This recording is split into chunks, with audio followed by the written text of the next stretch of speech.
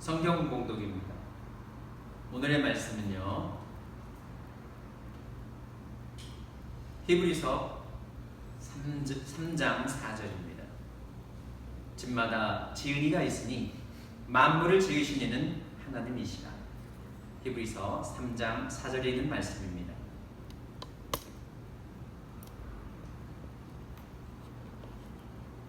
오늘은 여러분과 함께 음식과 인체에 관해서 한번 생각해보는 시간을 갖도록 하겠습니다. 하나님께서는 자기 형상, 곧 하나님의 형상대로 사람을 창조하시고 복을 주셨습니다. 사람에게 생육하고 번성하여 땅을 정복하고 모든 생물을 다스리라고 하셨습니다. 그리고 무엇을 먹을지 알려주셨습니다. 하나님께서는 사람의 먹거리에 큰 관심을 주셨습니다. 천지창조 이후에 하나님께서는 우리가 무엇을 먹을지 정해놓으셨습니다.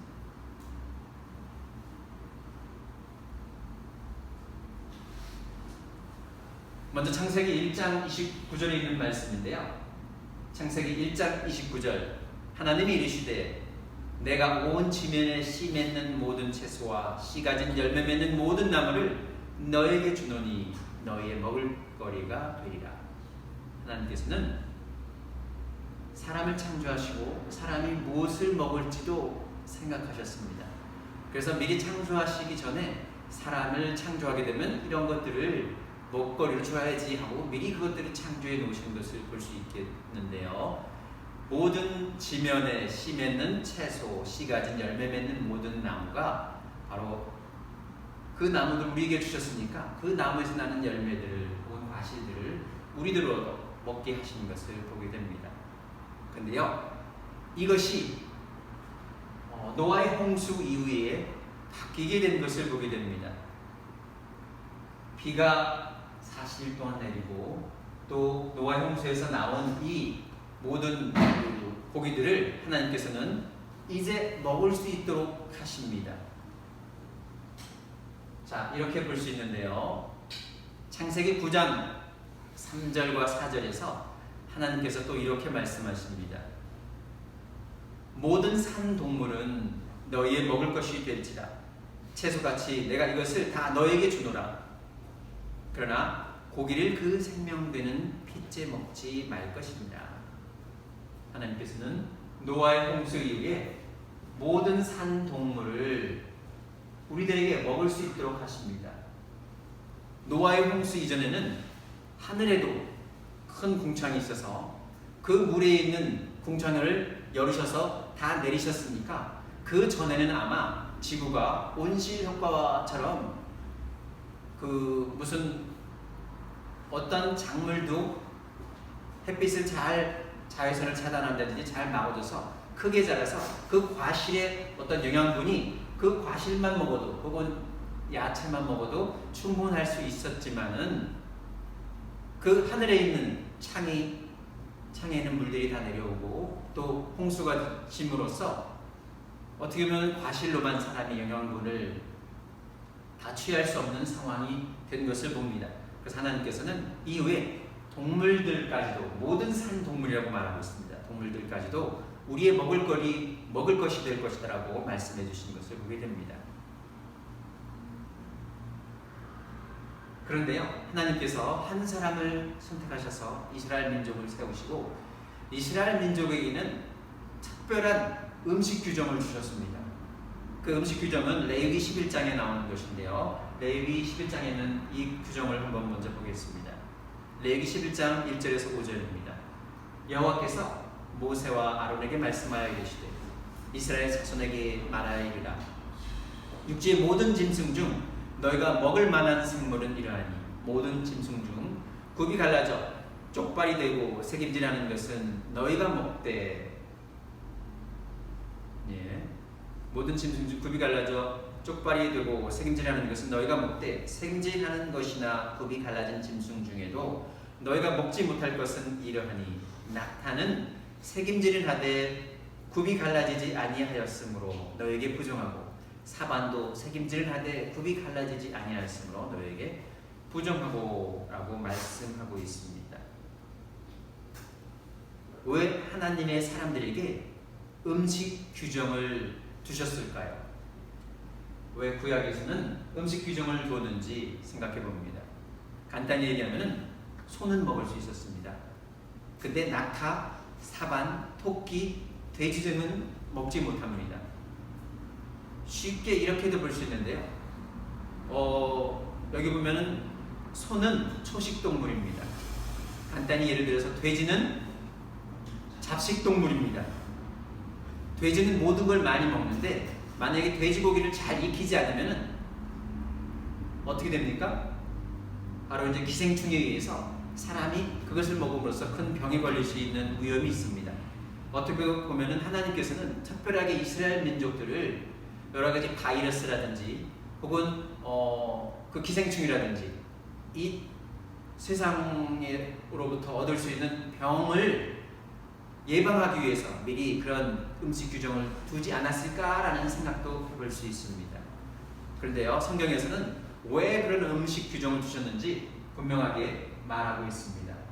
먼저 레위기 14장 47절은 이렇게 마감하고 있는데요. 부정하고 정한 것과 먹을 생물과 먹지 못할 생물을 분별한 것이니라.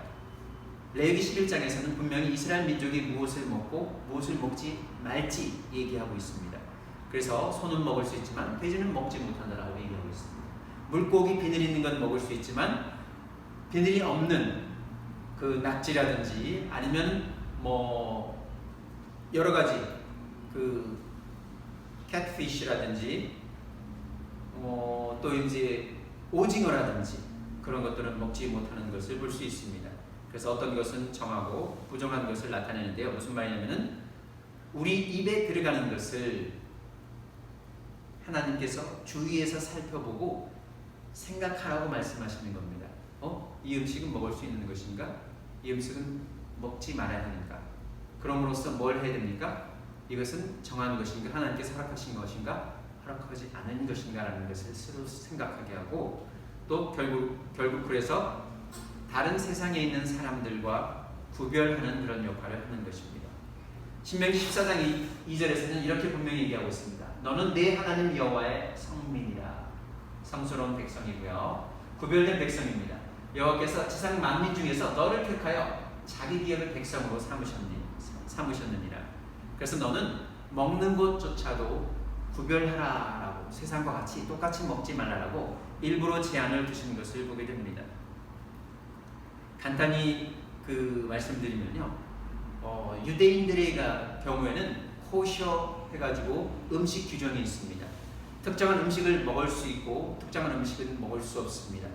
또 어떤 음식은 같이 섞어서 못 먹을 수 있어요. 왜냐면은 그 소고기를 먹을 때 그 소의 젖이랑 같이 섞어서 있는 것을 먹는다든지 그런 어떤 특별한 규정들이 있어서 사람들로 하여금 이것이 하나님께서 허락하신 거구나, 허락하지 않은 것이구나 라는 것을 깨닫고 그래서 먹는 것으로 자기를 구별할 수 있는 것인데요. 그거보다 더 큰 뜻이 있습니다. 사실요, 사람들은 먹는 것으로 서로 교제를 합니다. 같이 모였을 때 먹음으로써 서로 친구가 되고요. 그 집에 가서 먹는 것으로 그 부모님과 만나게 되고 또 부모님과 함께 식사를 함으로써 서로 친해지고 또 말씀도 나눕니다. 이건 무슨 말이냐면요. 이방신들은 그 먹는 것이 그들의 신에게 제사 드리는 그런 제사 음식일 수도 있습니다. 세상의 모든 그 이방 민족이 각각 음식과 또 음식이 그 이방신들에게 제사 드리는 어떤 특정한 것들과 연관이 되어 있기 때문에 아예 그런 음식들을 먹지 못하게 해서 그들과 교제하지 못하고 하나님의 성민으로서 구별되는 역할을 합니다. 간단히 말해서요. 유대인들과 다른 비유대인들은 바로 이방인들은 결코 친구가 될 수 없는 상황입니다. 왜냐하면 먹는 것이 다르기 때문에 그렇게 하나님께서 의도하시는 것이죠. 그래서 실제 저도 미국에서 유학을 할 때 먹는 것으로 유대인과 함께 같이 먹어본 그런 일은 없습니다. 왜냐하면 어떤 회당이나 그런 데 가서 방문을 할 수 있을지라도 같이 먹어서 특별하게 그들이 먹는 음식만 함께 먹으려고 내가 의도적으로 선택하지 않는 이상은 같이 내가 먹는 음식을 나눠서 같이 먹는 상황이 아닌 것을 볼 수 있습니다. 이렇게요, 음식이라는 것은 큰 사람들 간에 큰 역할을 하게 됩니다. 그래서 하나님께서는 이 음식을 통해서 하나님의 백성이 구별되고 성별되는 것을 원하셨던 것을 보게 됩니다. 아까 말씀드렸듯이 포셔에 있어서 염소 새끼를 그 어머니의 젖으로 삼지 말라라고 한다든지, 또 토지에서 처음 거둔 열매의 가장 좋은 것을 가져다가 하나님께 드린다든지, 하여간 이 특별한 어떤 음식 규정들을 갖고 있는 것들을 성경은 말하고 있습니다. 자, 그러면은 오늘의 주제처럼 음식과 인체에 관해서 한번 살펴보는 시간을 갖도록 하겠습니다. 먼저 예수님께서 이렇게 말씀하셨습니다. 모든 음식은 깨끗하다라고 말씀해 주시는데요, 너희도 이렇게 깨달음이 없느냐? 무엇이든지 밖에서 들어가는 것이 능히 사람을 더럽게 하지 못함을 알지 못하느냐? 이는 마음으로 들어가지 아니하고 배로 들어가 뒤로 나갑니다. 우리가 먹는 음식은 입으로 들어갔다가 뒤로 나온다라고 분명히 예수님께서 말씀하셨습니다. 그러나 어떠한 나쁜 생각이 우리 머릿속에 들어왔다가 머물게 되면은 그것이 우리를 더럽히는 것이다 라고 말하고, 음식은 사람을 더럽히는 것이 아니다 라고 말하는 것을 보게 됩니다. 이것이 뭘까요? 한번 보세요. 호두죠. 호두는 인간의 뇌와 비슷합니다. 정말 놀라운 점은 호두의 접힌 부분, 즉 주름과 껍데기 모양조차 인간의 뇌와 모양이 흡사하다는 것입니다. 호두는 오메가3, 오메가6, 오메가9 지방산이 풍부해서요, 뇌에 아주 좋다고 알려져 있습니다. 호두는 두뇌 기능을 자극하고 머리가 좋아진다고 합니다. 이 호두를 한번 잘라보면요, 그 자른 것도 그 속을 보더라도 뇌와 비슷합니다. 이러한 견과류는 신경 전달 물질의 발달을 극대화하여 뇌의 화학물질 균형 유지를 돕습니다. 또한 이러한 견과류를 규칙적으로 먹으면 우울증이나 치매 방지를 돕는다는 연구 결과도 있습니다. 또 볼까요? 이것은 뭐죠? 당근입니다. 당근은 아주 중요한 건강식품으로 시력에 좋은 베타카로틴이 다량 함유되어 있습니다. 또한 당근에는 비타민 A, C, B1, B2, B3, B6, B9, C, K, 콜린 및 칼륨, 마그네슘, 철분, 칼륨, 인, 많은 무기질이 있죠. 무기질이 풍부합니다. 그래서 가장 건강한 식품 중 하나라고 얘기하고 있습니다. 당근에 함유된 영양소들은 특히 시력 향상을 돕는다라고 얘기하고 있습니다. 당근을 이렇게 세로로 잘라서 보면은 무엇을 닮았습니까? 여기 눈동자, 홍채, 그리고 홍채의 모습과 닮은 것을 볼 수 있습니다. 그죠? 특이하게 닮아져 있습니다. 사람의 홍채와 당근을 세로로 이렇게 자른 것이 많이 닮았는데요, 당근은 원하는 만큼 많이 먹어도 좋다고 얘기하고 있습니다. 당근을 조리하면 달콤한 맛이 나는 대신에 시력에 좋은 항산화 성분이 소실된다고 합니다. 당근은 대부분 탄수화물이며 포화지방이나 콜레스테롤이 없는 식이섬유의 원천입니다. 이러한 음식을 누가 만드신 거죠? 보면은 말씀드리는 의도는 이렇게 당근하고, 그러니까 음식하고 사람의 인체하고 연관성이 있게 하나님께서 힌트를 주셨다는 얘기입니다. 또 볼까요? 이건 뭡니까? 토마토입니다. 토마토는 심장과 닮았습니다. 토마토를 반으로 잘라보면 더 비슷합니다. 토마토. 이건 무슨 말입니까? 하나님께서 토마토는 심장에 좋다라고 간접적으로 말씀하고 계시는 겁니다. 토마토의 붉은 색소인 리코펜이 심혈관 질환의 위험을 감소시킵니다. 또 볼까요? 토마토인데요. 포도인데요. 포도는 허파과리, 즉 폐포를 닮았고 천식에 좋다라고 알려져 있습니다. 또 이것을 포도를 이렇게 발효가 된다든지 짜놓으면은 적포도주가 되는데요, 레드 와인이라고 하는데요, 이것은 사람의 혈액과 비슷합니다. 적포도주를 마시며 심장마비나 뇌졸중을 예방하는데 도움이 됩니다. 적포도주를, 그래서 레드 와인을 많이 마시면은 우리 심장마비나 뇌졸중을 예방하는 데 도움을 준다니까 많이 마셔야 되겠죠. 그리고 심장혈관 질환과 혈전의 위험을 감소시키는 역할을 합니다. 예수님의 첫 번째 표적이 무엇이었습니까? 물을 포도주로 만드는 것이었습니다. 근데 포도주에 관해서 한번 생각해 보면요, 구약에서는 잠언에서 포도주를 아예 마시지 말라고 합니다. 근데 신약에서는 뭐라고 얘기합니까? 바울은 포도주를 조금 마시라고 합니다. 특이하죠. 잠언 20장 1절입니다. 포도주는 거만하게 하는 것이요 독주는 떠들게 하는 것이라. 이에 미혹되는 자마다 지혜가 없느니라. 술을 많이 마시면 그 술이 나를 마시게 되어서 내가 온전하지 못한 일을 하게 되니까 너는 이 술을 아예 입에 대지도 말라 라고 잠언에서는 조언하고 있고요. 신약에서는 만약에 내가 몸이 약하고 그럴 때는 물만 마시지 말고, 바울이 하는 얘기죠. 디모데에게 이제부터는 물만 마시지 말고 내 위장과 자주나는 병을 위하여는 포도주를 조금씩 쓰라. 포도주를 조금씩 마시라고도 얘기를 하고 있습니다. 자, 그러면은 다음으로 넘어가세요. 이것은 뭐죠? 바나나입니다.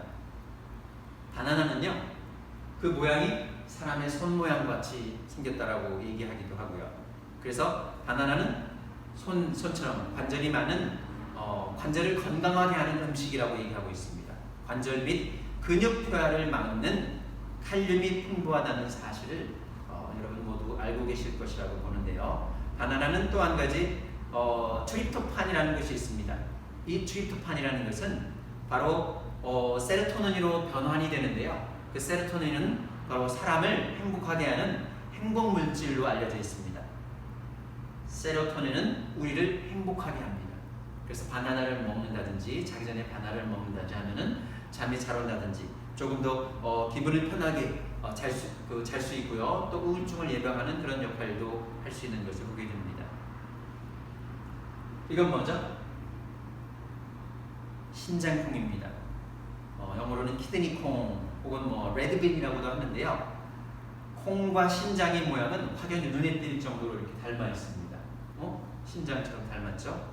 실제로 콩은 신장 정화에 있어 강력한 효과가 있어서 중국 전통 의학에서는 신장 기능 강화에 콩을 약재로 쓴 것을 보게 됩니다.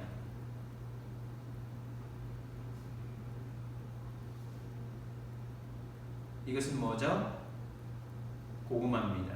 고구마는 췌장을 돕는 역할을 하는데요. 위 아래쪽에 위치한 길이 15cm인 고구마 모양의 혹은 고구마나 옥수수 모양의 암황색 신체 기관인데요. 이것이 췌장입니다. 이자라고도 하죠. 외분비선으로서 각종 소화액이 포함된 이자액을 분비하여 십이장으로 보내는 작용을 합니다. 또한 내분비샘인 링기르한스섬이 있어 인슐린과 글루카곤을 분비하여 혈당을 일정하게 조절하는 역할을 합니다. 그래서 고구마는 췌장을 돕는 역할을 하기 때문에 이렇게 고구마 모양이 췌장과 비슷하게 만들어진 것을 볼 수 있습니다. 저희가 어렸을 때는 많이 못 먹었었죠? 전혀 보지도 못했던 아보카도는 어디에 좋다라고 얘기하고 있습니까? 모양을 보시면 여성의 자궁과 아주 유사하다라고 얘기하고 있습니다. 아보카도의 많은 효능 중에는 흥미로운 것들이 있습니다. 아보카도는 임신을 촉진하는 성분인 엽산을 함유하고 있고요. 엽산은 여러 가지 자궁경부 이형성증의 발생 위험을 낮춰주고 있습니다. 그것은 전암질환이라고 하는 자궁경부 이형성증의 발생 위험을 낮춰준다라고 엽산은 말하고 있고요. 아보카도가 또 꽃에서 열매로 자라는 시간과 태아의 성장 시간이 똑같이 9시간이라고 합니다. 아보카도가 꽃이 되었다가 그것이 열매로 자라는데 9개월이나 걸린다고 하는데요. 태아의 성장 시간과 마찬가지로 같다라고 얘기하고 있습니다. 이건 뭐죠? 이것은 샐러리인데요. 바로 23%의 나트륨, 소듐을 갖고 있습니다. 그것은 우리 뼈가 23%의 나트륨 혹은 소듐을 갖고 있는 것과 마찬가지입니다. 그래서 샐러리를 많이 먹으면 우리 뼈 건강에 좋다라고 말하고 있습니다. 마지막인데요. 여러분 너무나도 잘 아시는 겁니다. 무엇입니까? 인삼입니다. 인삼은 뭐에 좋다고 얘기하고 있죠? 인삼은 그 모양이 마치 사람의 몸과 같다라고 해서 사람의 모든 몸에 좋은 전인적 음식이라고 말하고 있습니다. 그래서 사람의 모양을 닮아서 사람의 몸에 모두 좋기 때문에 어떻게 보면은 특정한 힐링 혹은 치료 효과가 있어서 인삼은 사람에게 아주 좋다라고 알려져 있죠. 이렇게 하나님께서는 인체와 닮은 과일과 채소, 약초 등을 주셔서 우리에게 무엇을 먹을 수 있는지 힌트를 주셨습니다. 로마서에서 바울이 이렇게 얘기합니다. 창세로부터 그의 보이지 아니하는 것들, 곧 그의 영원하신 능력과 신성이 그가 만드신 만물에 분명히 보여 알려졌나니 그러므로 그들이 핑계하지 못할지니라. 하나님께서 만드신 음식에서도 사람에게 어느 부위에 좋은지 분명히 힌트를 주고 만들으셨다는 것은 놀랍지 않을 수 없습니다. 히브리서 3장 4절입니다. 집마다 지은이가 있으니 만물을 지으신 이는 하나님이시라. 예수님께서 하신 말씀을 다시 한번 봅니다. 모든 음식이요 우리가 입으로 들어갔을 때 뒤로 나온다라고 얘기합니다. 그러나 그보다 더 위험한 것이 뭐냐면요, 나쁜 생각이 우리 속에 들어왔을 때 더 안 좋다라고 말씀하시는 것입니다. 예수님 말씀대로 사람은 음식만으로 살지 않는 것을 볼 수 있는데요, 예수님께서는 분명히 시험을 받을 때 이렇게 말씀해 주신 것을 봅니다. 사단이 시험할 때 이 돌을 떡덩이가 되게 라고 했을 때 예수님께서는 어떻게 말씀하십니까? 사람이 음식으로만 혹은 빵만으로만 살 것이 아니요 하나님의 입으로부터 나오는 모든 말씀으로 살 것이니라 라고 말씀해 주시는 것을 보게 됩니다.